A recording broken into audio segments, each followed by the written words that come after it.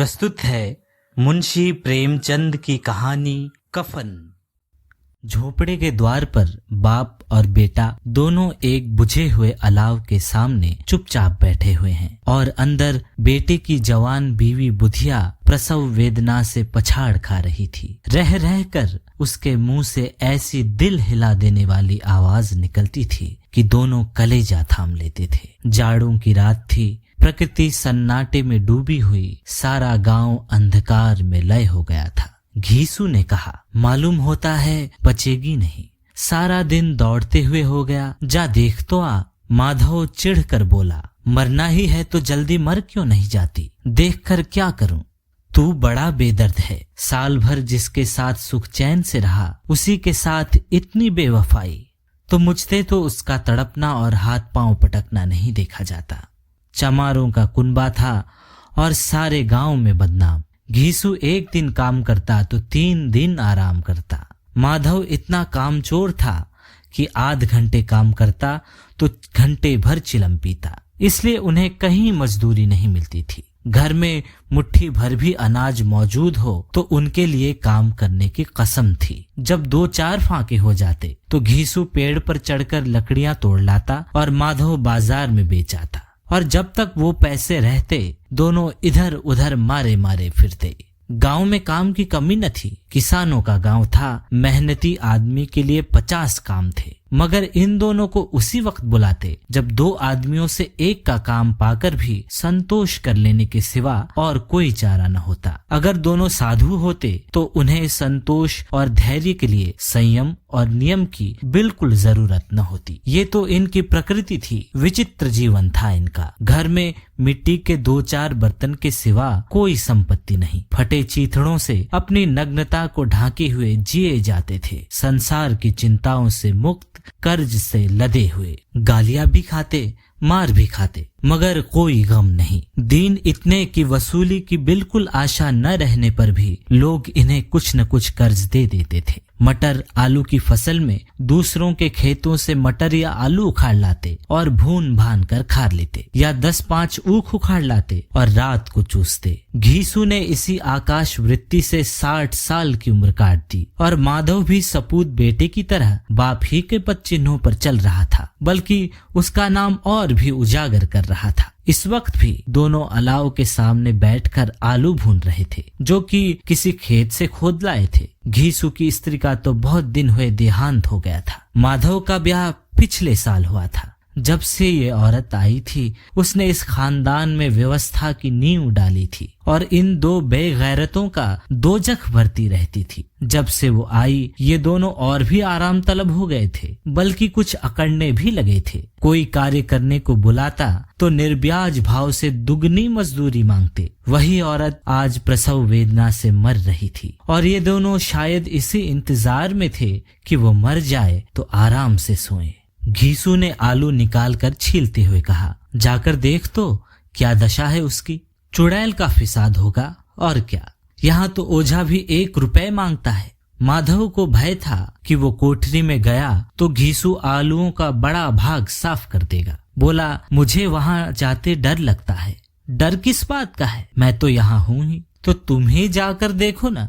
मेरी औरत जब मरी थी तो मैं 3 दिन तक उसके पास से हिला तक नहीं, और फिर मुझसे लजाएगी कि नहीं। जिसका कभी मुंह नहीं देखा आज उसका उघड़ा हुआ बदन देखूं, उसे तन की सुध भी तो न होगी। मुझे देख लेगी तो खुलकर हाथ पांव भी न पटक सकेगी। मैं सोचता हूँ कोई बाल बच्चा हुआ तो क्या होगा। सोंठ गुड़ तेल कुछ भी तो नहीं है घर में, सब कुछ आ जाएगा। भगवान दे तो जो लोग अभी तक पैसा नहीं दे रहे हैं वे ही कल बुलाकर रुपए देंगे। मेरे 9 लड़के हुए, घर में कभी कुछ न था, मगर भगवान ने किसी न किसी तरह बेड़ा पार ही लगाया। जिस समाज में रात दिन मेहनत करने वालों की हालत उनकी हालत से कुछ बहुत अच्छी न थी, और किसानों के मुकाबले में वे लोग जो किसानों की दुर्बलताओं से लाभ उठाना जानते थे कहीं ज्यादा संपन्न थे, वहां इस तरह की मनोवृत्ति का पैदा हो जाना कोई अचरज की बात न थी। हम तो कहेंगे घीसू किसानों से कहीं ज्यादा विचारवान था और किसानों के विचार शून्य समूह में शामिल होने के बदले बैठक बाजों की कुत्सित मंडली में जा मिला था। हाँ, उसमें ये शक्ति न थी कि बैठकबाजों के नियम और रीति का पालन करता। इसलिए जहां उसकी मंडली के और लोग गांव के सरगना और मुखिया बने हुए थे, उस पर सारा गांव उंगली उठाता था। फिर भी उसे ये तस्कीन तो थी ही कि अगर वह फटेहाल है तो कम से कम उसे किसानों की सी जान तोड़ मेहनत तो नहीं करनी पड़ती, और उसकी सरलता और निरीहता से दूसरे लोग बेजा फायदा तो नहीं उठाते। दोनों आलू निकाल निकाल कर जलते जलते खाने लगे। कल से कुछ नहीं खाया था, इतना सब्र न था कि उन्हें ठंडा हो जाने दे। कई बार दोनों की जबानें छिल गईं। छिल जाने पर आलू का बाहरी हिस्सा कुछ ज्यादा अगर न मालूम होता, लेकिन दांतों के तले पड़ते ही अंदर का हिस्सा जबान, हलक और तालू को जला देता था। और उस अंगारे को मुंह में रखने से ज्यादा खैरियत इसी में थी कि वो अंदर पहुंच जाए। वहां उसे ठंडा करने के लिए काफी सामान थे, इसलिए दोनों जल्द जल्द निकल जाते। हालांकि इस कोशिश में उनकी आंखों से आंसू निकल आते। घीसू को उस वक्त ठाकुर की बारात याद आई, जिसमें 20 साल पहले वो गया था।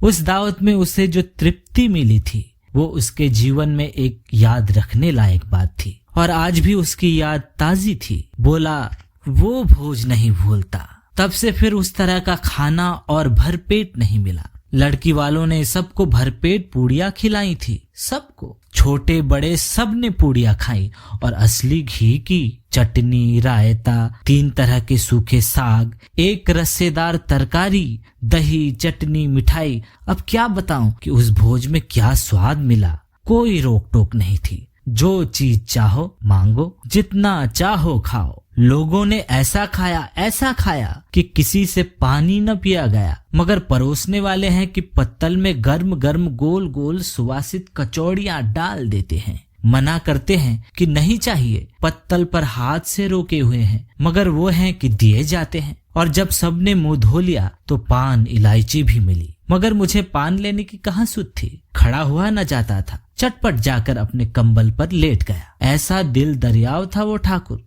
माधव ने इन पदार्थों का मन ही मन मजा लेते हुए कहा, अब हमें कोई ऐसा भोज नहीं खिलाता। अब कोई क्या खिलाएगा, वो जमाना दूसरा था। अब तो सबको किफायत सूझती है। शादी ब्याह में मत खर्च करो, क्रिया कर्म में मत खर्च करो। पूछो, गरीबों का माल बटोर बटोर कर कहाँ रखोगे? बटोरने में तो कमी नहीं है, हाँ, खर्च में किफायत सूझती है। तुमने 1-20 पूरियां खाई होंगी? 20 से ज्यादा खाई थी, मैं 50 खा जाता। 50 से कम मैंने न खाई होंगी। अच्छा पट्टा था, तू तो मेरा आधा भी नहीं है। आलू खाकर दोनों ने पानी पिया और वहीं अलाव के सामने अपनी धोतियां ओढ़कर पांव पेट में डाले सो रहे, जैसे 2 बड़े बड़े अजगर केंडुलियां मारे पड़े हों, और बुधिया अभी तक कराह रही थी। सवेरे माधव ने कोठरी में जाकर देखा तो उसकी स्त्री ठंडी हो गई थी। उसके मुंह पर मक्खियां भिनक रही थी, पथराई हुई आंखें ऊपर टंगी हुई थी, सारी देह धूल से लथपथ हो रही थी। उसके पेट में बच्चा मर गया था। माधव भागा हुआ घीसू के पास आया, फिर दोनों जोर जोर से हाय हाय करने लगे और छाती पीटने लगे। पड़ोस वालों ने ये रोना धोना सुना तो दौड़े हुए आए और पुरानी मर्यादा के अनुसार इन अभागों को समझाने लगे, मगर ज्यादा रोने पीटने का अवसर न था। कफन की और लकड़ी की फिक्र करनी थी। घर में तो पैसा इस तरह गायब था जैसे चील के घोंसले में मांस। बाप बेटे रोते हुए गांव के जमींदार के पास गए। वो इन दोनों की सूरत से नफरत करते थे। कई बार उन्हें अपने हाथों से पीट चुके थे, चोरी करने के लिए, वादे पर काम न आने के लिए। पूछा, क्या है बे घिसुआ, रोता क्यों है? अब तो तू कहीं दिखलाई भी नहीं देता, मालूम होता है इस गांव में रहना नहीं चाहता।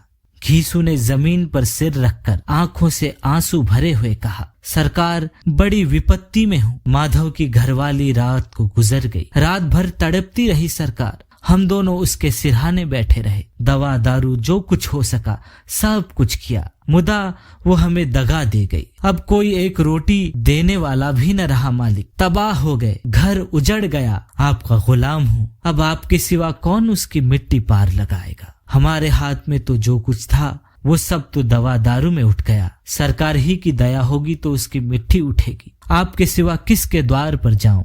जमींदार साहब दयालु थे, मगर घीसू पर दया करना काले कंबल पर रंग चढ़ाना था। जी में तो आया कह दें, चल दूर हो यहाँ से, यूं तो बुलाने से भी नहीं आता, आज जब गरज पड़ी तो आकर खुशामद कर रहा है, हरामखोर कहीं का बदमाश।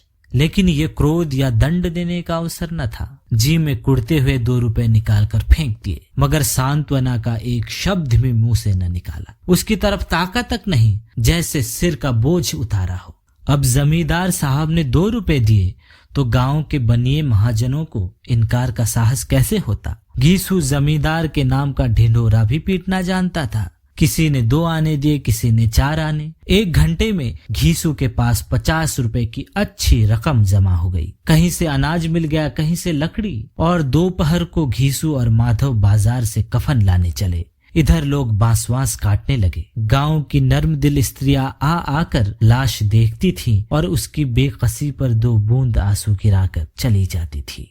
बाजार में पहुंचकर घीसू बोला, लकड़ी तो उसे जलाने भर को मिल गई है, क्यों माधव? माधव बोला, हाँ लकड़ी तो बहुत है, अब कफन चाहिए। तो चलो कोई हल्का सा कफन ले ले। हाँ और क्या, लाश उठते उठते रात हो जाएगी, रात को कफन कौन देखता है।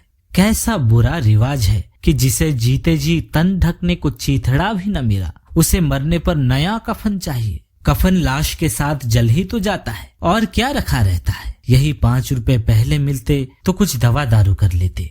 दोनों एक दूसरे के मन की बात ताड़ रहे थे। बाजार में इधर उधर घूमते रहे। कभी इस बाजार की दुकान पर गए, कभी उसकी दुकान पर। तरह तरह के कपड़े, रेशमी और सूती देखे, मगर कुछ जचा नहीं। यहाँ तक कि शाम हो गई। दोनों न जाने किस दैवी प्रेरणा से एक मधुशाला के सामने जा पहुंचे और जैसे किसी पूर्व निश्चित व्यवस्था से अंदर चले गए। वहां जरा देर तक दोनों असमंजस में खड़े रहे। फिर घीसू ने गद्दी के सामने जाकर कहा, साहू जी 1 बोतल हमें भी देना। उसके बाद कुछ चिखौना आया, तली हुई मछली आई और दोनों बरामदे में बैठकर शांतिपूर्वक पीने लगे। कई कुज्जियां ताबड़तोड़ पीने के बाद दोनों सरूर में आ गए। घीसू बोला, कफन लगाने से क्या मिलता, आखिर जल ही तो जाता, कुछ बहू के साथ तो न जाता। माधव आसमान की तरफ देखकर बोला, मानो देवताओं को अपनी निष्पापता का साक्षी बना रहा हो। दुनिया का दस्तूर है, नहीं लोग बाभनों को हजारों रुपए क्यों देते हैं। कौन देखता है परलोक में मिलता है या नहीं। बड़े आदमियों के पास धन है, फूंके, हमारे पास फूंकने को क्या है। लेकिन लोगों को जवाब क्या दोगे, लोग पूछेंगे नहीं कफन कहाँ है। घीसू हंसा, अबे कह देंगे कि रुपए कमर से खिसक गए, बहुत ढूंढा मिले नहीं, लोगों को विश्वास ना आएगा, लेकिन फिर वही रुपए देंगे। माधव भी हंसा इस अनपेक्षित सौभाग्य पर। बोला, बड़ी अच्छी थी बेचारी, मरी तो खूब खिला पिलाकर। आधी बोतल से ज्यादा उड़ गई। घीसू ने 2 सेर पूड़ियां मंगाई, चटनी, अचार, कलेजियां। शराब खाने के सामने ही दुकान थी। माधव लपक कर 2 पत्तलों में सारे सामान ले आया। पूरा 1.5 रुपया खर्च हो गया, सिर्फ थोड़े से ही पैसे बचे रहे।